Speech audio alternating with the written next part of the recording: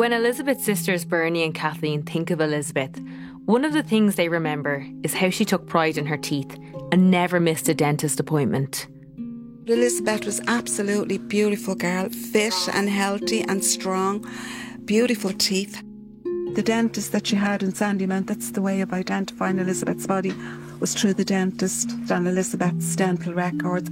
When the dentist compared the dental records, there was no doubt. The chartings are of one and the same dentition. This is conclusive evidence that the remains are those of Miss Elizabeth Plunkett. Sean Evans had rowed out to sea to dispose of Elizabeth's body, hoping she would disappear. But she didn't. The sea delivered her back. But the wind and the tide and the sand took every bit of evidence. State pathologist John Harbison did the post-mortem examination on Elizabeth's remains. We've managed to get access to that report. The degree of decomposition and erosion of the body were consistent with the immersion in the open sea for about a month. Over the last 12 months, we've shared the many documents and statements we've gathered around Elizabeth's case with her family. Included in those documents is Elizabeth's post-mortem record, which her sisters Bernie and Kathleen have never seen before. We had it for about 3 weeks before we had the strength to look at it. We said to each other, look, what we have here is like a medical report that said Elizabeth's beautiful soul, that was gone on the 28th. When you see the words written, tying a lawnmower to her body after all they did to her, so that no one would ever find her ever again. And it talks about the skeletal muscles of all the wastage and what was left of her. I've never in my life read anything so sad. It was a difficult post-mortem because much of Elizabeth's body had been destroyed by the sea. I could not state the cause of death because of the state of decomposition of the tissues. The only thing was there was no water in her lungs, which means she was dead before she went into the water. It is probable that the deceased did not die from drowning. A family member was required to visually confirm Elizabeth's remains. The family, especially my parents, were in shock. They were walking in a state, in a dream. Elizabeth's brothers, Eddie and Thomas, remembered just how difficult that time was. My father went down and my Uncle Willie. And it was my Uncle Willie who identified the corpse. Yeah, that was really tough. My Uncle Willie, he was a rock. He supported Tommy. 2 brothers, of course. Once Elizabeth's post-mortem was completed, her remains were released to her family. It was now early October 1976. It was now time to bring Elizabeth home. I'm Roz Purcell from RTE Documentary on One. This is Stolen Sister. Episode 5, The Trials. Elizabeth's younger sister Bernie had just turned 18. She remembers that awful drive to Wexford to bring Elizabeth back. Then we had to drive to Wexford to pick Elizabeth's remains up. The hour drive was even longer then. The roads aren't as good as they are now. You're just staring out this window in the morning cars and you're sitting there, nobody's speaking. After the post-mortem, Elizabeth's remains were taken to the hospital chapel by the nuns. They brought us in and there was a small chapel and Elizabeth's coffin was there. It was a closed coffin and we were standing around to say the rosary around the coffin and my mother is saying, no, please let me see her. Holding on to the coffin and asking, please, please let me see my child. And they were trying to hold her back. Elizabeth's friend Mella Bush had also gone to Wexford. Nobody was able to see her. All I wanted to see was her hands because I knew she had beautiful nails. And I said, well, if I could see her nails, I'd know it was definitely her, but obviously it was her. And then we drove back to Ringsend Church.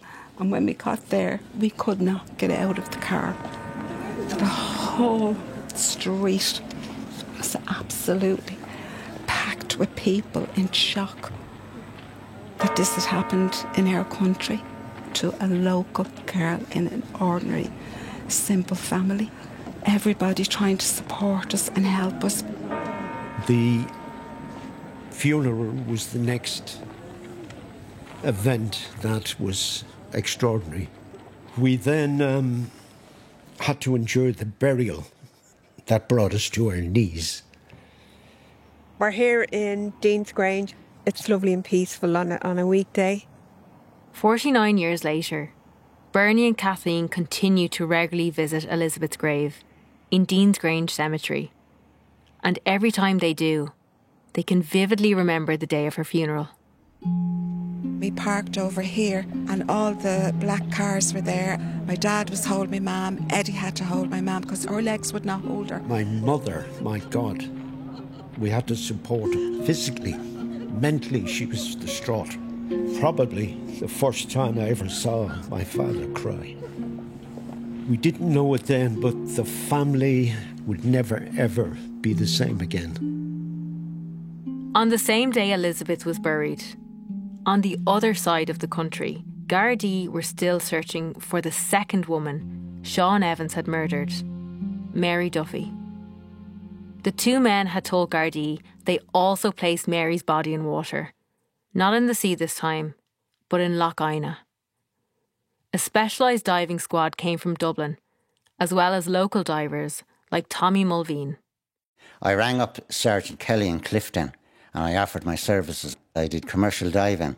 I thought it was a terrible thing what happened to Mary Duffy, and I said I would help in every way I could. So I went down to Lough Ina. Lough Ina is a freshwater lake covering an area of 3 kilometres with challenging conditions for divers like Tommy.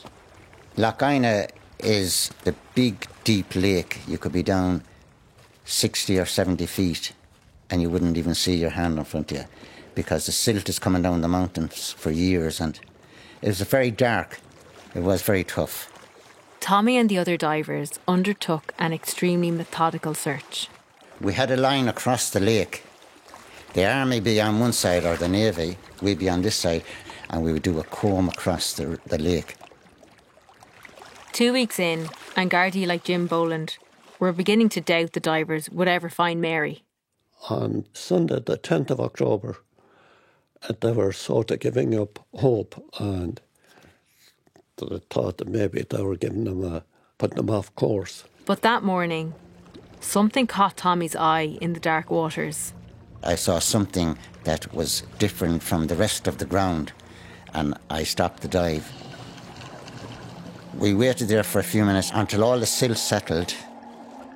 I studied and looked at what I saw, and I saw was a lady on the bottom. Tommy had found Mary Duffy's body. I remember swearing through my regulator when I seen the way Mary was left there. 18 days earlier, Sean Evans had tied a concrete block and a sledgehammer to Mary's body and pushed her into the deep waters. It felt sweet and sour. It was great to find Mary and she'd be brought home, but it was very sad. It was very sad to see the girl on the bottom of the lake like that.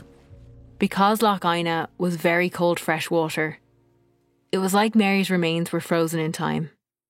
Her post-mortem provided a clear insight into her injuries, which some listeners will find upsetting. Bruising around the left eye and bridge of the nose, bruising in the left cheek regions, lacerations of the lower lip, bruising over the angles of the lower jaws, neck injuries in the form of... I conclude that death was probably due to manual strangulation, but this could well have been combined with heavy pressure on the face. Details around the recovery of Mary's body are a blur for her sister Anne. But I know one of my brothers, he was there when the body was removed. It took an awful effect on the family, and still does. Nothing changes.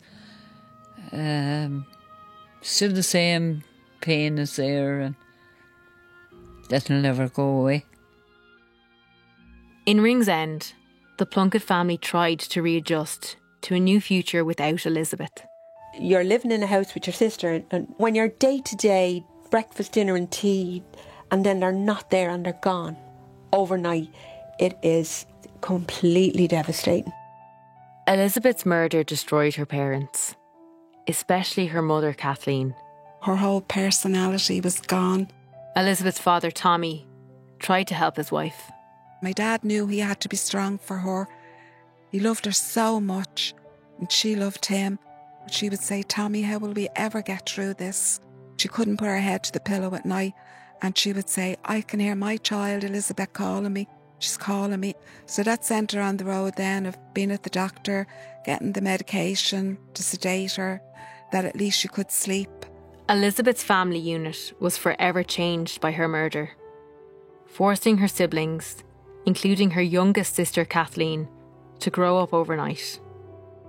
I think each of us being at a different age had different challenges to learn to cope with it. It's very hard to look at your parents so sad and not feel angry that somebody could do that to them. For me, it was devastating. The guilt. The eldest boy.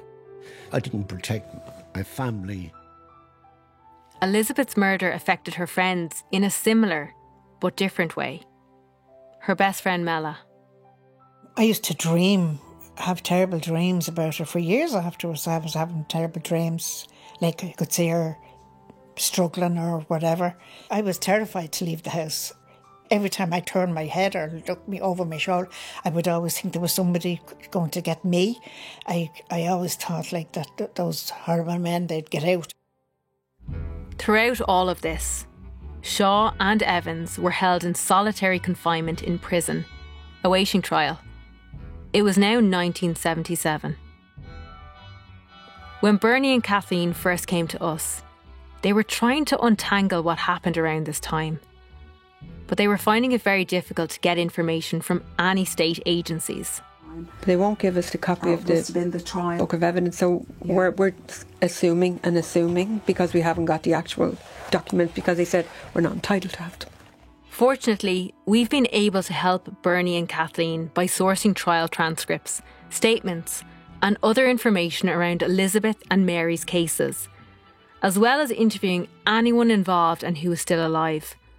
All of which gives us a unique insight, including how confident Gardaí were at the time that Shaw and Evans would both be found guilty of what they did to Mary and Elizabeth.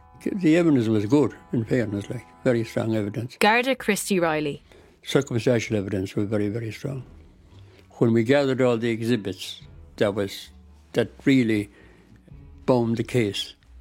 Nearly 100%, I would say, Shaw and Evans were each charged with the unlawful detention, rape and murder of Elizabeth Plunkett and Mary Duffy.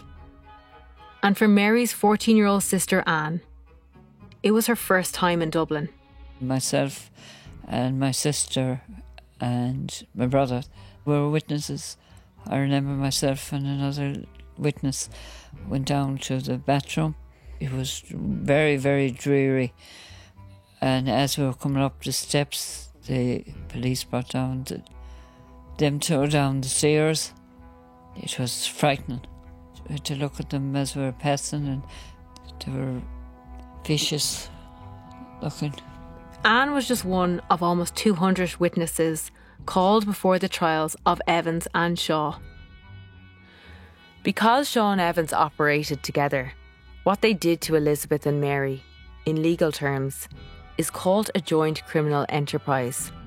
Yet Shaw and Evans argued they should be tried separately, which allowed them to blame each other.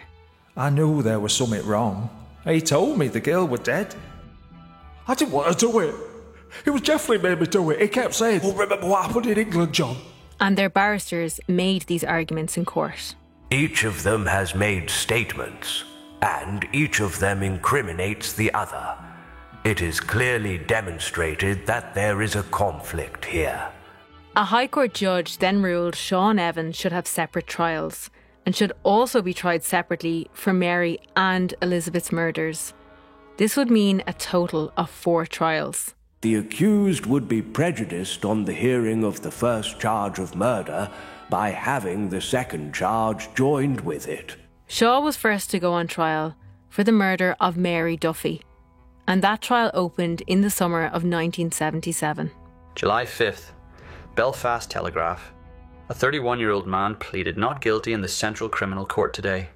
The start of the trial was delayed due to a legal argument. Finally, an all-male jury was sworn in. With over 100 witnesses, the trial finally came to an end after about 4 weeks.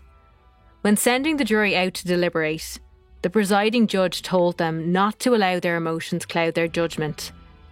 A unanimous decision was needed. Like everyone else, Garda PJ Corcoran was in total shock when the jury returned their verdict on whether John Shaw was guilty of the unlawful detention, rape and murder of Mary Duffy.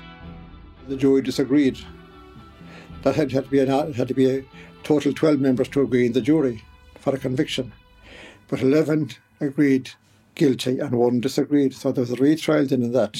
John Shaw was remanded in prison and a retrial was ordered. 6 months later, January 1978, Shaw's retrial on all charges relating to Mary Duffy began. Shaw's defence argued he'd been held in custody for too long when initially being questioned, and that no warrant was in place to search his caravan in Barna.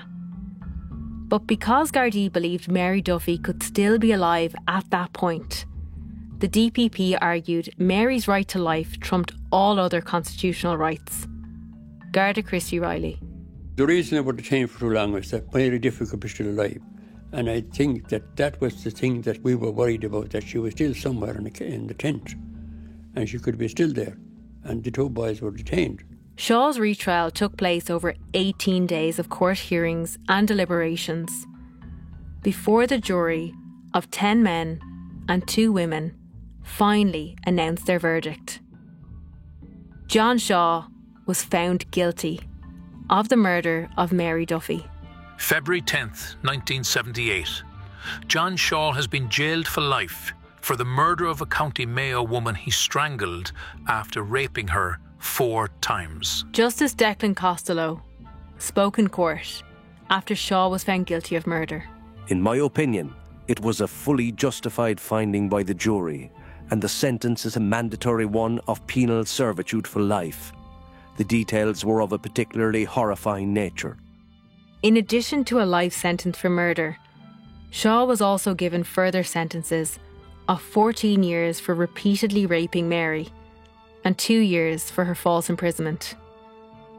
About a month after the trial ended, an inquest was held into the death of Mary Duffy, with the cause of her death recorded by the coroner as asphyxia due to strangling.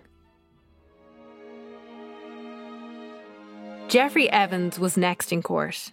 However, he was to be tried for all charges relating to Mary and Elizabeth in a single trial after the DPP won a Supreme Court appeal to that effect. Evans' trial began in November 1978, 2 years after Elizabeth and Mary had been murdered. My father must have been in torment from how long this was going on. Geoffrey Evans pleaded not guilty on all charges, meaning all the details of what happened to Elizabeth and Mary had to be raised in public court. Elizabeth's dad, Tommy, tried to shield his family, including his wife, from everything. My Uncle Bill and my dad were trying to protect the family from the true horrors that had happened to Elizabeth. And he'd hide the newspapers down the back of the sideboard. He tried to protect us all. Evans' trial heard from over 180 witnesses, including Mary Duffy's sister Anne. And I remember seeing the Plunkett family. I was talking to Damien. He was absolutely devastated as well. Elizabeth's sister Bernie was also there. In fact, she was a witness. Brought up to the witness box. Now you're talking about barely 18, the judge in wig, clothing, all of this was totally alien. I shook like a leaf. But my father was worse because he was called up. He couldn't even look at the articles that were held up. He was so distraught. During the trial, exhibits brought before the court included what Elizabeth was wearing when she went missing. The watch he had bought her, the trendy shoes she used to wear, and the whole lot. He collapsed. Throughout the 5-week trial, daily reports featured in all newspapers. How one girl, Elizabeth Plunkett, was raped several times and her body later dumped at sea, tied to a lawnmower. As the trial neared its conclusion, everyone was confident Evans would be found guilty on all charges. However, just as the jury were about to enter deliberations, the judge made a direction to the jury which took everyone by surprise. Murder charge acquittal ordered. Englishman Geoffrey Evans was found not guilty by direction of the murder of 23-year-old Elizabeth Plunkett in the Central Criminal Court yesterday. We have not been able to ascertain just why the judge directed Evans to be found not guilty of Elizabeth's murder in 1978. The only reference we have found anywhere is this line in a newspaper article. Mr. Justice Gannon ordered the all-male jury to find Evans not guilty after hearing legal submissions by Mr. Donald Barrington, Senior Counsel, defending. But on all other charges, the jury found Evans guilty, and he was sentenced to life in prison for Mary's murder, with additional sentences around his repeated rapes of Mary and Elizabeth, and for their false imprisonment.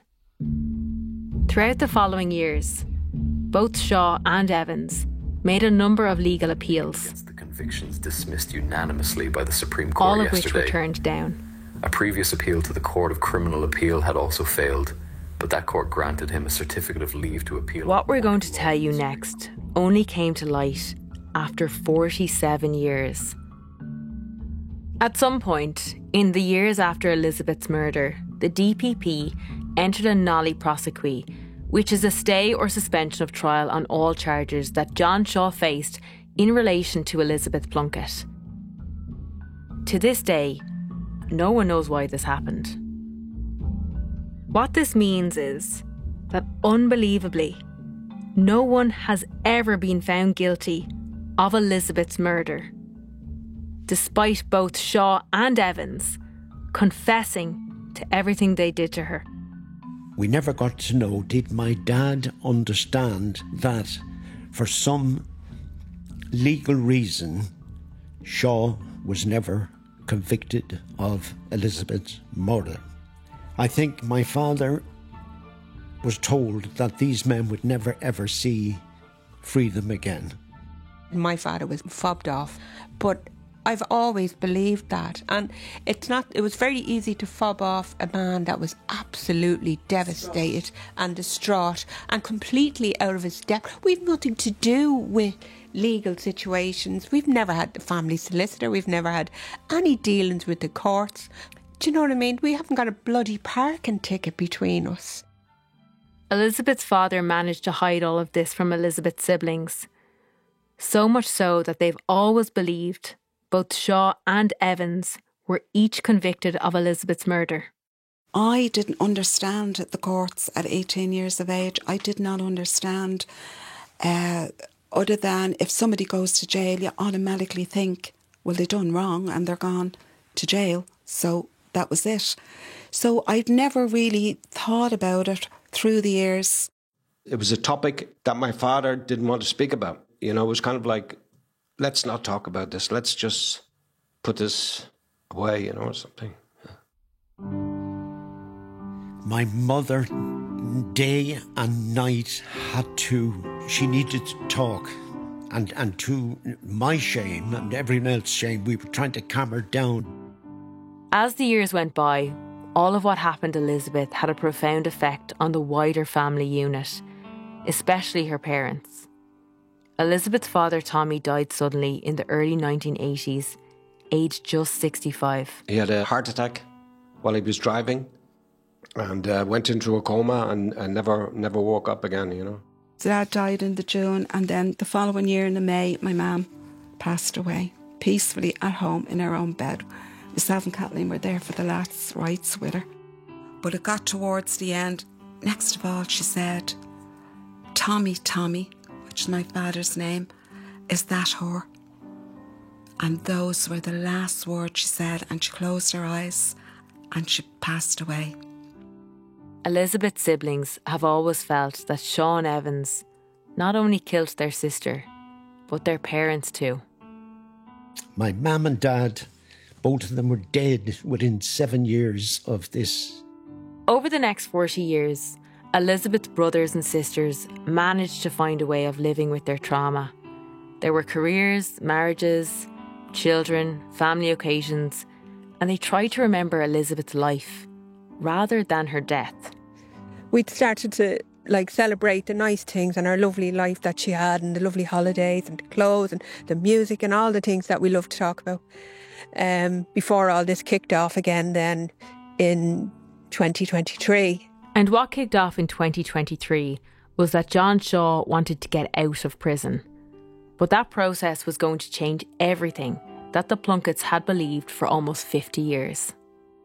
But to say after all this that we are not victims, when we have never been anything other, and no one has ever challenged that before. They just opened up this can of feelings. So when we say, well, what can we do? You can't do anything.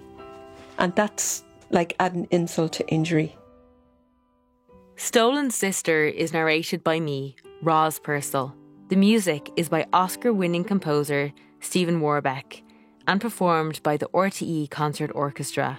And sound design and orchestra recordings are by me, Ciarán Dunn.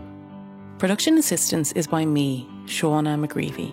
And me, Tim Desmond. And the series is written and produced by me, Nicoline Greer. The executive producer is Liam O'Brien. If you've been affected by any issues raised in this episode, please visit rte.ie/helplines. Until next time, thanks for listening.